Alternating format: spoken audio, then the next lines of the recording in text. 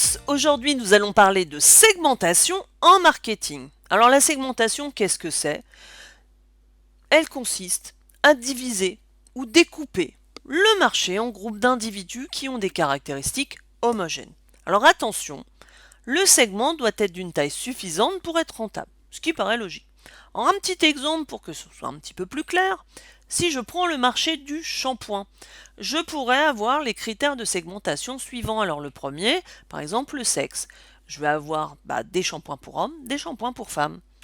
Deuxième chose, les types de cheveux. Je vais avoir des shampoings pour les cheveux secs, pour les cheveux gras, les cheveux colorés, les cheveux bouclés par exemple. Donc vous voyez, là ce sont quelques critères, mais ça nous permet de découper notre marché par rapport à des caractéristiques que pourraient avoir les hommes, les femmes et par rapport au sexe des personnes, des consommateurs. Alors on va avoir plusieurs types de critères de segmentation. On va avoir par exemple des critères géographiques, donc selon le pays, la région, la taille de l'agglomération, le climat. Donc on a évidemment des fois des besoins qui vont être identiques selon notre localisation, c'est réel. Par rapport à des critères démographiques, donc le sexe, l'âge, les caractéristiques physiques que l'on peut avoir, la taille du foyer.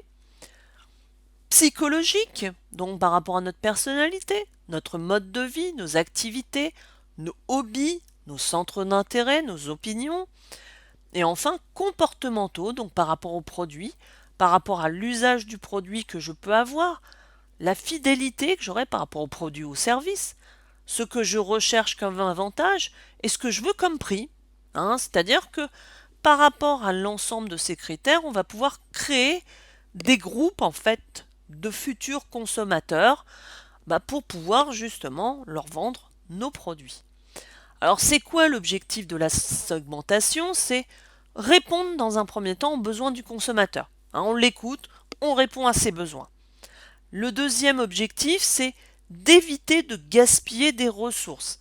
Ça veut dire qu'on ne va pas aller dans tous les sens, on a une feuille de route, on doit correspondre à tel groupe de personnes et on va travailler pour tel groupe de personnes.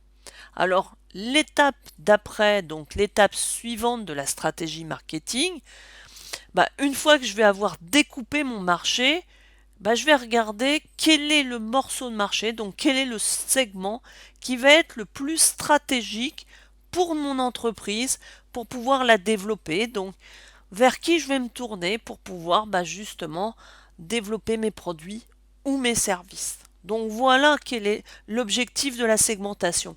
Je découpe et par rapport à ce découpage derrière, je vais cibler le segment qui va me rapporter le plus d'argent possible parce que c'est bien le but.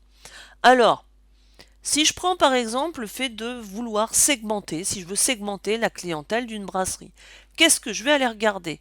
Je vais aller regarder par rapport aux consommateurs que je peux avoir, leur âge, leur sexe et leur style de vie. Parce que déjà ces éléments-là vont me permettre d'orienter ma carte, d'orienter aussi mes plages horaires.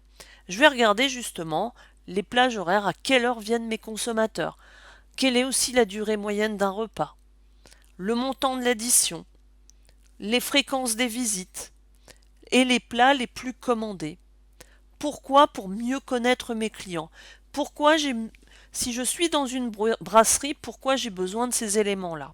En fonction de ça, si j'ai une clientèle, par exemple, d'habitués le midi qui vient déjeuner, ça veut dire que sur le midi, j'aurais besoin d'avoir un service assez rapide parce que, évidemment, les temps repas sont relativement courts. Ces personnes-là vont venir sur les heures entre midi et 14 heures. Au niveau du montant de l'addition, je suis sur des habitués qui viennent régulièrement, donc je ne peux pas avoir non plus des prix qui sont prohibitifs.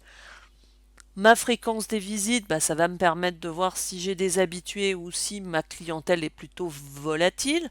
Mes plats les plus commandés, ça va me permettre justement d'alimenter le plus correctement ma carte.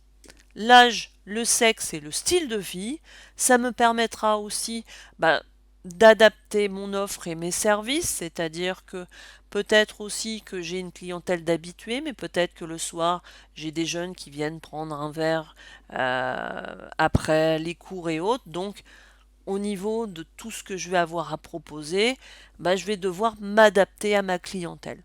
Donc, tout ça, ça me permet en fait de découper donc ma clientèle, de mieux la connaître et derrière de répondre à ma clientèle à l'aide d'actions que je vais mettre en place pour lui correspondre au mieux. Alors, j'espère que ce petit tuto aura été simple pour vous et compréhensible. En attendant, je vous dis à bientôt pour un autre tuto.